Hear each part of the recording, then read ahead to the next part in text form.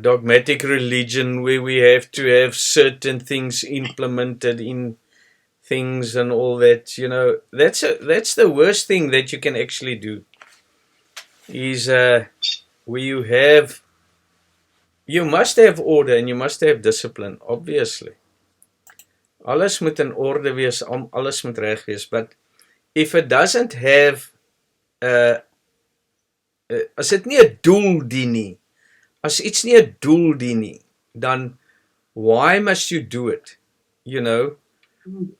If we do all kinds of funny things and I baptize you and I can seal you, I can do all those things. I can also get the oil and seal you all and get the water and baptize you and onderdompel jou and half drown you and do all those things. Beloved, that is things that makes your mind go outward. Oh, I want to be baptized. I want to be baptized. Now, have you been baptized? Yes, they baptized me in the Jordan River. We went all the way there. And that was the real baptism. And I was baptized in a pool, and this one was baptized by the Pope, and this one was baptized by the next and the next. Baptized, this is baptizing you. Now I'm baptizing you every day. I'm sealing you every day because I'm sealing your past behind you. Your way of understanding, I'm sealing it behind you. That which used to be life is now death. That which used to be death is now life. So that is the change taking place. And that's why to use the sacraments of the Holy Communion, that's what you're doing, beloved. Oh, I must give my body as reasonable sacrifice. What body must you give as reasonable sacrifice? I must give this body, my fleshly body, wherein Christ lives, that I must give as reasonable sacrifice. Because, let me just show you, beloveds, because the flesh, the dust will return to the dust, to the earth that gave it. And the soul and spirit will return to God who gave it. So this mind comes from the earth. Also the physical earth, all the way of understanding, our way of understanding. Dit wat ons dink maak saak. Dit wat ons dink is belangrik, that what we think is important, that returns to the earth that gave it. Everything that we believe has got meaning, that goes away. And the soul is separated and it descends to the ocean of light. Because it's no use me talking and you don't understand your path. And you don't understand what you're doing here. You don't understand how to get to the kingdom of God. That's the main objective, isn't it? To enter into the kingdom of God. And that's your purpose. And beloveds, you know what? For everything to become new in your life, everything you learned, everything you hold on to, everything that you thought had meaning, don't let that turn your mind upside down. If you think something doesn't make sense, just ask, and I'll explain why I say that, or why the group says it, or why somebody says something. So that you can know what your purpose is. That's what you're doing here. You are now seeking, finding, and entering into the kingdom of God. So, if you have questions, please put it on the group, and then we can discuss that on each day. Because you have to understand that. And there are many things I know you don't understand. But just remember, beloved, I can't stay on a topic without elaborating. So what I do, I know what you don't understand. We elaborate and then we come back. And then you got a bit of a broader understanding concerning that specific matter. Okay? I will never tell you if you don't do something and threaten you to say if you don't do that, you'll never enter into the kingdom of God. Why won't I do that? Because then I place you under the law. And those who are under the law will not enter into the kingdom of God. So what I'm trying to teach you is for you to love God, to love the truth, to understand that you are free. And now you can serve God the way you want to serve Him. Now you can start understanding what God is truly teaching you. And that's what I want. I want you to know what your purpose is. You know what the gate is for. You know what the spirit is for. You know what the mind is. And now you must learn how to separate the mind from the soul. So how do I know that I'm in the kingdom of God? How do I know that I will inherit eternal life?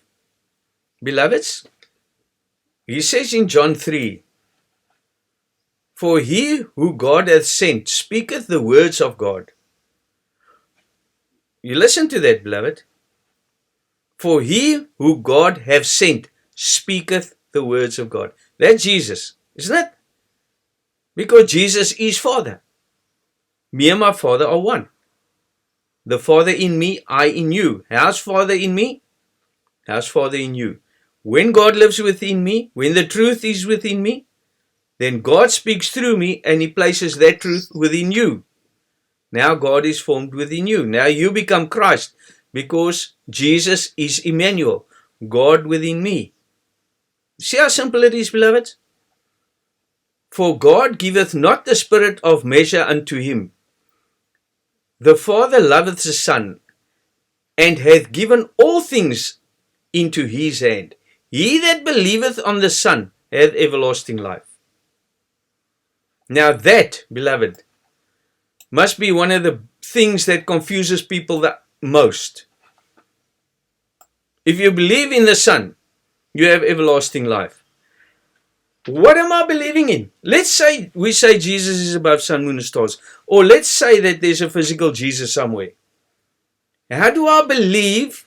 What am I believing? I believe Jesus will come for me. I believe Jesus died for my sins. I believe Jesus is real. What do I believe? I must believe in Jesus. He that believeth on the Son hath everlasting life. How can that be? I believe. What is it to have faith, beloved? Geloof is 'n vaste vertroue op iets wat ek hoop, something I hope for, but have not seen, until it becomes seen. So I hope that there is a Jesus, isn't it? Because I have faith. Remember, beloveds, if you have faith in something you haven't seen. If I say there's a God, now you have faith that there is a God. If I say there's a Jesus, now you have faith that there is a Jesus. But you haven't seen it, otherwise you will not have faith. Once you've seen it, now you know, you don't have faith anymore. I don't believe there's a Jesus. Of course there's a Jesus. Do you believe there's a Jesus? No, I don't believe there's a Jesus. There is a Jesus. Because if you have faith, you believe in something you haven't seen. Always remember that. So if somebody asks you, do you have faith? You say, no, I don't have faith. I know. That's the cloud of witnesses. Witnessing what? Witnessing Father. We are the cloud of witnesses that have seen God. And what is in a cloud? Water. We're bringing the truth because Jesus comes in clouds. Jesus come in the cloud. That's how Jesus will come for the world, in a cloud. They have faith there is a Jesus, but they don't know there's a Jesus. And those who haven't seen have faith. So you have faith in something you don't see. And that's why it's so important to understand this. He that believeth on the Son have everlasting life.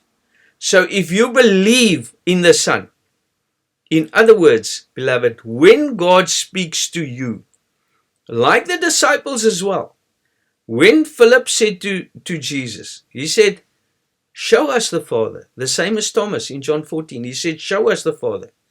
He says, if you see me, you will see the Father.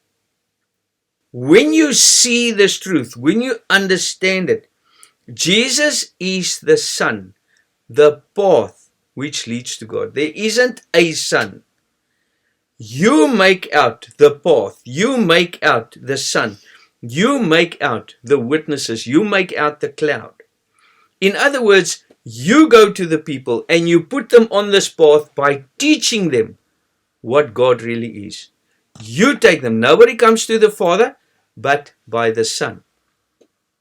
So now you become part of this, beloveds.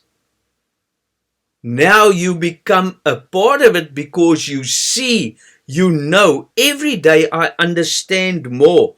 I get more light. What is the light? I am the light, and the light is the life. If you have light, if you have understanding, if you see, because, beloved, can you see light without having an eye? It's impossible. God is light. Jesus says, I am the light of the world. The light of us. So when God teaches us something, we see it, then we start seeing the Son. Now we believe because we start seeing there's something.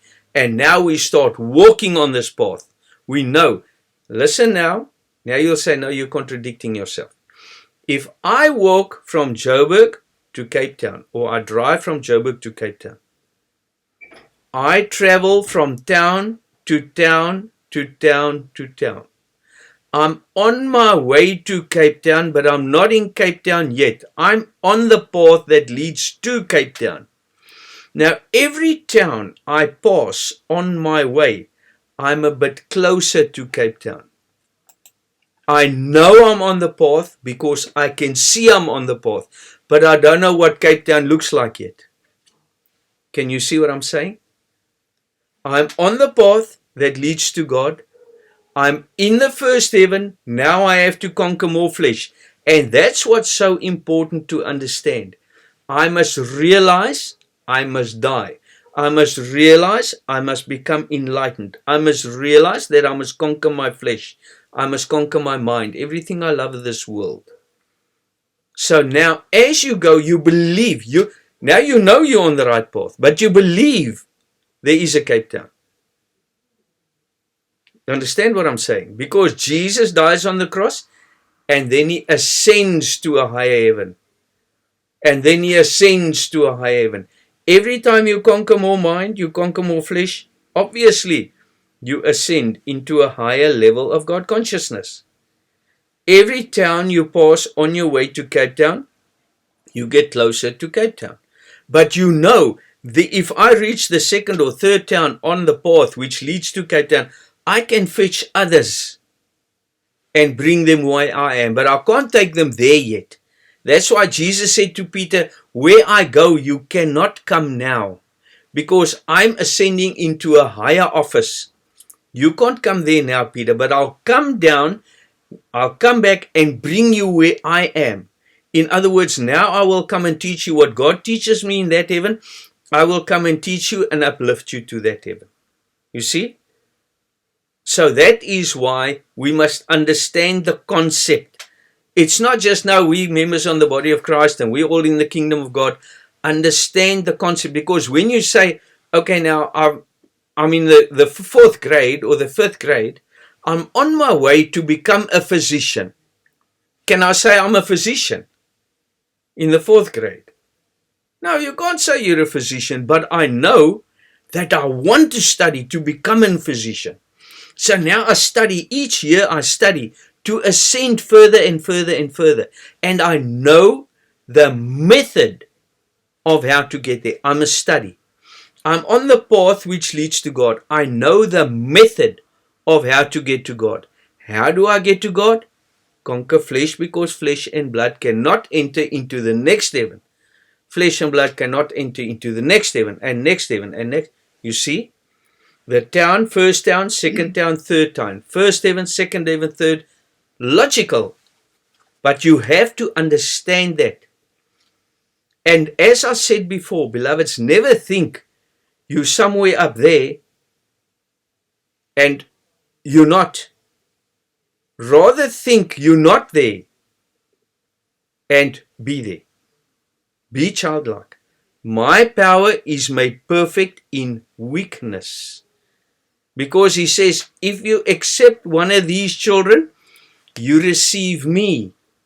If you receive me, you receive the one who sent me. Why? How can he say that? How can he say when he sends a child to me? Now, beloved, you see, it can't be a physical child, can it? It has to be somebody that's childlike, because the kingdom of God belongs to the child. You see? So when somebody becomes childlike and he descends, then because he says in Ephesians 4, he says, he that descended is the same as he that ascended above all heavens. In other words, you get rid of your mind and then you ascend in light. Get rid of the darkness, you ascend in light. Get rid of the flesh and then God grows within you. You see, that's the concept. It's not just nou, okay, nou ons is almal deel aan die liggaam van Christus en ons is gered en as ek nou doodgaan, dan stuur my en dan is ek nou in die hemel. No, beloved, you have to be in the kingdom of God now. When you're on this path, which is this body, and you start learning how to ascend, how to conquer your mind, then you start ascending. But sister, your question, how do I become a part of the ocean of light?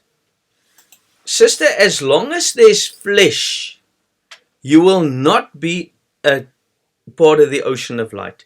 Because that drop, your soul, is pure light. That is God. That is what makes us Jesus. Because it's God in flesh. Those who say Jesus did not come in the flesh is not of God. Because those who say he must still come is the Antichrist. But he has come already. But he didn't come for everybody. Please, beloved, I'm telling you a lot of things. Please listen to this video over and over and over and ask and ask and ask. Because it's not everybody. That's why he says there's one faith, one religion, one God, one Father, above all, through all, and in you all. Now you say, no, but that's everybody. Now all the religions say, no, that's in everybody, all the Christians. It's not. Because all the others that listened to him as well were also Christians. And he spoke to them in parables. And his disciples said, why do you speak in parables? He says, unto you it is given to understand these things. That's why only you will understand.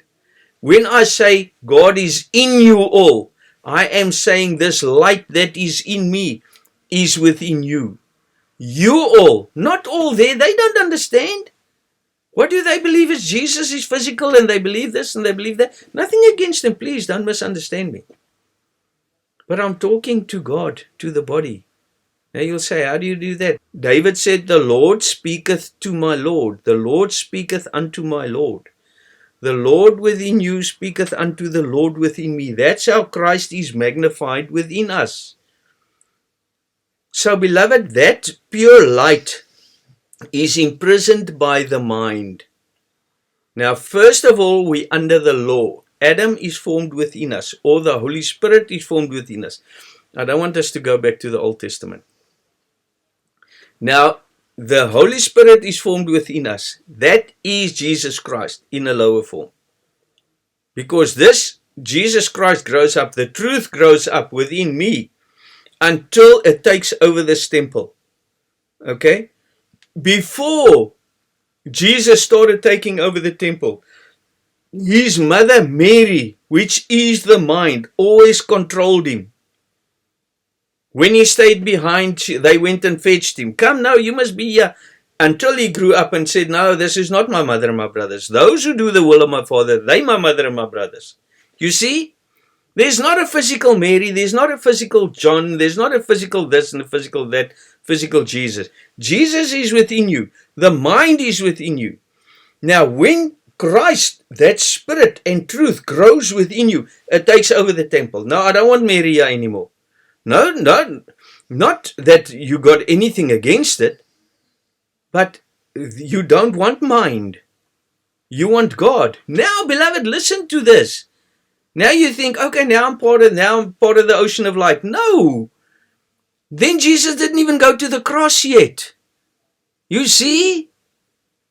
Now Jesus has to go to the cross to conquer the flesh, because that's where the ascension comes in. What is the cross? Love God above all. Love this word, love this truth above all. And that is where it begins. When you become part of the body of Christ, now only you have the opportunity to go to the cross.